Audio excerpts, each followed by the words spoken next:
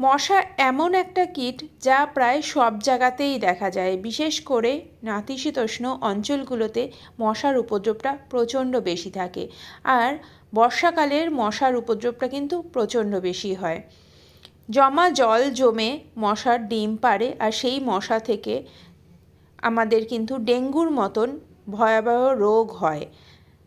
Dengue, malaria, চিকেনগুনিয়ার মতন মারাত্মক রোগ কিন্তু মশার থেকেই ছড়ায়। মশা দূর করার জন্য আমরা অনেক সময় অনেক রকম হিট, কয়েল বা নানান রকম জিনিস ব্যবহার করি, কিন্তু সেগুলো আমাদের স্বাস্থ্যের জন্য কিন্তু ভীষণই ক্ষতিকারক। মশা তো দূর হয়, কিন্তু আমাদের স্বাস্থ্যের জন্য ভীষণই ক্ষতিকর হয়। তো আজকে আমি একদমই ঘরোয়া উপায়ে মশা তাড়ানোর পদ্ধতি আপনাদের কাছে দেখাবো। বন্ধুরা, রসুন আমাদের প্রায় প্রত্যেক বাড়িতেই থাকে, আর রসুন দিয়ে রান্না প্রায় দিনই আমাদের হতে থাকে। তো বন্ধুরা, আমি কিন্তু এখানে রসুন কিন্তু নষ্ট করব না। রসুনের খোসা দিয়ে কিভাবে মশা দূর করব সেই উপায়টাই আপনাদের কাছে দেখাচ্ছি। বন্ধুরা, এই রসুনের খোসাগুলো তো আমরা ফেলে দিই, তো এই খোসা আমরা না ফেলে কিভাবে আজকে দেখাবো মশা আমরা দূর করতে পারি।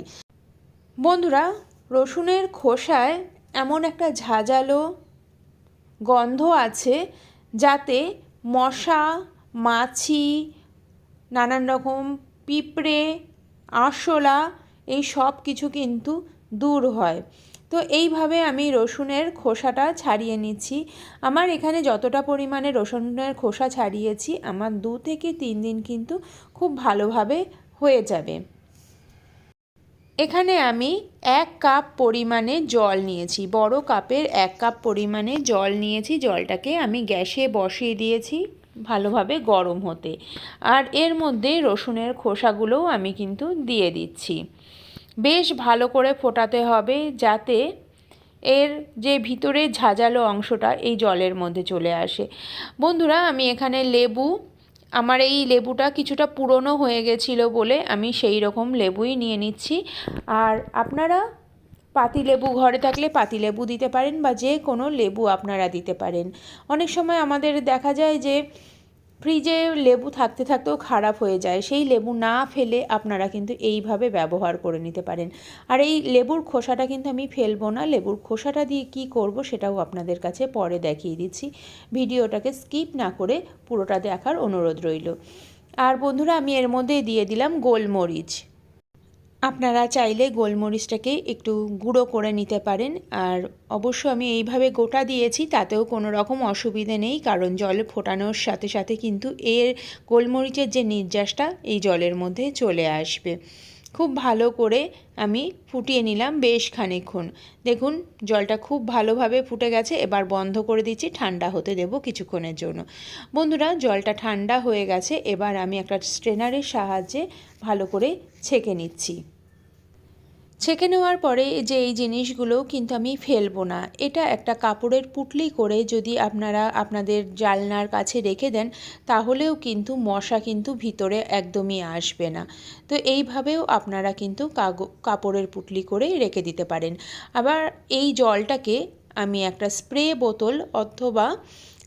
বোতল আপনাদের কাছে না থাকলে যে কোনো জলের বোতলের প্লাস্টিকের ঢাকনাটা একটু ফুটো করে নেবেন।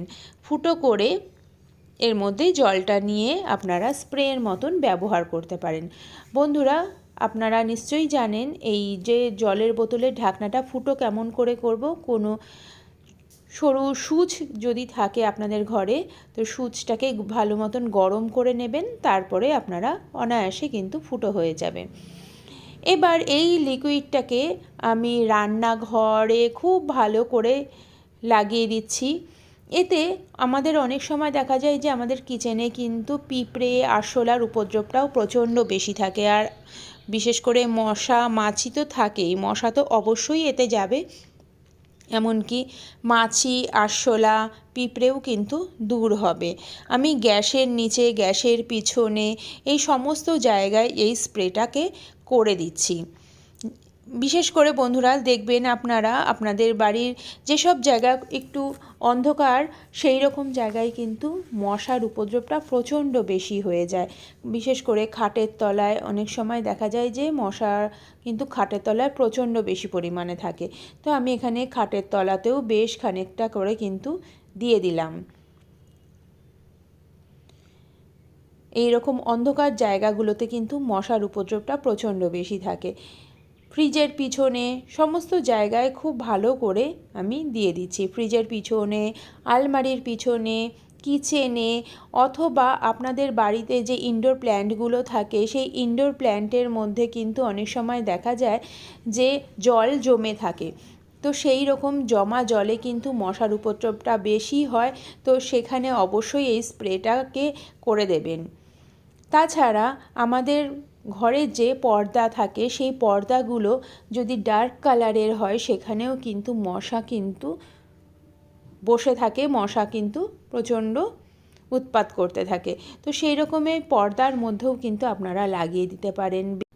রাত্রি শোয়ার আগে বেসিনের মধ্যে দিয়ে রাখলেও কিন্তু বেসিনের পাইপ দিয়ে কিন্তু অনেক সময় মশা বেরিয়ে আসে, সেই রকম জায়গার থেকেও কিন্তু মশা দূর হবে। আর আমি আগেই বললাম ইনডোর প্ল্যান্টের মধ্যেও কিন্তু আপনারা এই স্প্রেটা করে দেবেন, যাতে অনেক সময় জল জমে থাকলে সেখান থেকে মশা হয়, তো সেখানে মশার উপদ্রবটা কিন্তু অনেক কম হবে। বন্ধুরা, টিপস নাম্বার 2, এখানে দেখুন আমি যে লেবুটা নিয়েছিলাম, লেবুর খোসাটা ছিল, সেই লেবুর খোসাটার মধ্যে আমি পেস্ট দিয়ে দিলাম। যেই পেস্টগুলো একটু বেশ ঝাঁঝালো হয় সেই ধরনের পেস্ট অথবা কোলগেট আপনারা দিতে পারেন। অনেক সময় আমাদের মশা কামড়ালে দেখা যায় যে হাত বা পা বা অনেক বাচ্চাদের কিন্তু এই ধরনের লাল লাল হয়ে যায়। তখন যদি আমরা এই লেবুর খোসাটার মধ্যে পেস্ট লাগিয়ে যদি ভালো করে আমরা হাতে ঘষে নিতে পারি তবে কিন্তু অনেকটাই আরাম পাবো। বন্ধুরা, টিপসটা ভালো লাগলে লাইক, শেয়ার, কমেন্ট আর সাবস্ক্রাইব করে পাশে থাকবেন।